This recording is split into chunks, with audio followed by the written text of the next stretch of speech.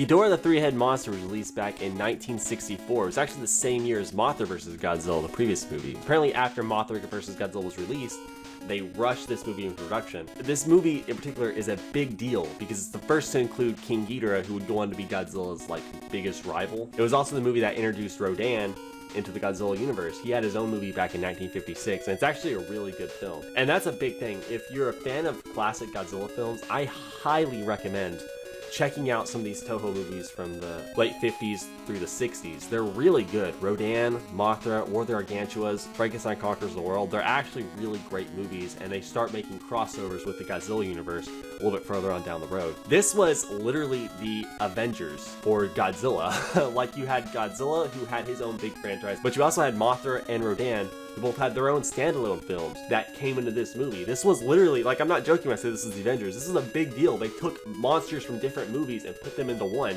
But this movie as a whole, which we're about to get into, I really don't know where to start. From the monster's point of view, I think this movie's great. So the movie starts with a meteor. Whatever, it crash lands in Japan. While everyone's trying to deal with that, Godzilla and Rodan both show up. They both pretty much immediately start fighting, and it's a pretty hilarious fight. Eventually that big meteor explodes, and out comes King Ghidorah. So this is a little troubling for Japan. They not only have Godzilla terrorizing them, but also Rodan and King Ghidorah, which is literally 3 times as bad because he has the 3 heads. It's that's a little pun. The movie basically ends with baby Mothra, who's now alone. The other one apparently died, which is really sad. You know, the big deal, the last one was like, oh, it's twins! And then this one's like, oh yeah, one of them died. Basically, Mothra and her fairies show up and convince Godzilla and Rodan to be like, hey, stop fighting. There's a bigger monster over there, and he's the real issue. So Mothra convinces Godzilla and Rodan, and the 3 of them team up to take down King Ghidorah. And it's the first time we get to see Godzilla and Rodan, but mainly Godzilla as the an anti-hero or hero character, and it ends in an awesome 3-way fight scene, which is really cool. And the highlight of this movie, obviously, it's why it's so highly regarded. This movie is a huge deal for the Godzilla universe as a whole. It's only to introduce King Ghidorah and Rodan, but it's also the first time we get to see Godzilla kind of step up into a hero persona. I do have some issues with this movie. And it's the reason why it's not my favorite. You know, every Godzilla movie has the monsters, and you also have the human story. There's this princess, so she's visiting Japan due to an attempted assassination attempt on her. So I guess her life's in danger, so she's leaving wherever she was from and going to Japan. But it never makes it. Her plane is destroyed by a bomb, and she's dead. Except she isn't dead, because she comes back dressed as a homeless person and starts prophesying the return of Godzilla and Rodan and the upcoming attack by King Ghidorah. She's saved by aliens from Venus, and they save her when her plane explodes. Why? Because King Ghidorah killed the people of Venus, the Venusians. So they use her to prophesy the return of King Ghidorah to try and save her. But Godzilla movies are always cheesy, whether you're watching the original or any of the newer ones. That's just a part of what makes them fun to watch. The human subplot, this whole Venus thing, it feels so disconnected from the Godzilla plot. That's ridiculous. It overdoes it for me. Look, I think the best way to describe this movie, I'm gonna use my dad as an example.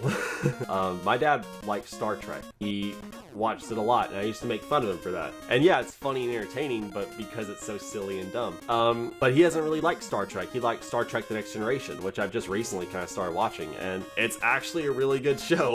Yeah, it has its cheesy moments, but the show is so much better because it's an actual gripping, there are really good moments in it.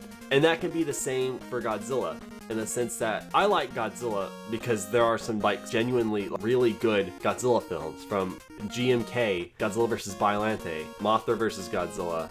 I feel so stupid trying to say it out loud, trying to explain this, but it really is. It's the same way. You have the William Shatner Star Trek, and then you have the Patrick Stewart Star Trek The Next Generation, which is actually a good show, versus the really cheesy William Shatner stuff. Yes, Godzilla's always cheesy, just like Star Trek is always cheesy. But Star Trek The Next Generation is a legitimately good show, and there are some legitimately good Godzilla movies that are not just cheesy, stupid films with bad dubbing. And look, there are some really great moments in this movie, and if you like the classic Godzilla films, it's a must watch, period. But if you're looking for a place to start watching Godzilla movies, I don't know if I'd recommend this one.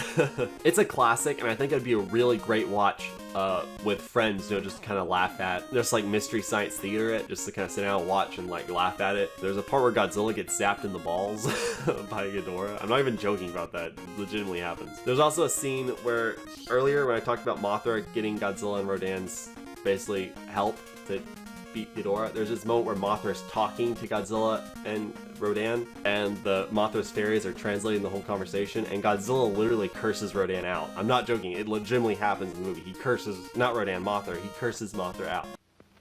Oh, Godzilla, what terrible language! But there's so many moments like this that are so cheesy, and it depends on what kind of Godzilla films you like. If you like the more cheesy Godzilla films of the earlier 60s and 70s, then you really enjoy this movie, because there's a lot to laugh at and just to kind of get along with. I don't know, it's just my opinion of this movie. I think it's really fun, it's really entertaining, but starting it, it's not really one I think I'd really recommend. So I'll give Ghidorah, the three-head monster, 3 stars. If you're wondering how this whole like rating system works, I'll give it a star if it's bad, 2 stars if it's like watchable, 3 stars if it's good, 4 stars if I'd recommend it, and 5 stars if it's like legitimately perfect.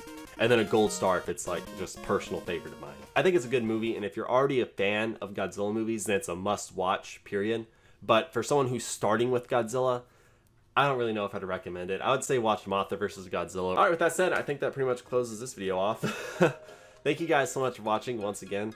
Like if you liked the video, dislike if you didn't like it. Subscribe if you feel like supporting me, unsubscribe if you don't want to support me. Alright, I'll see you guys next video. Peace out.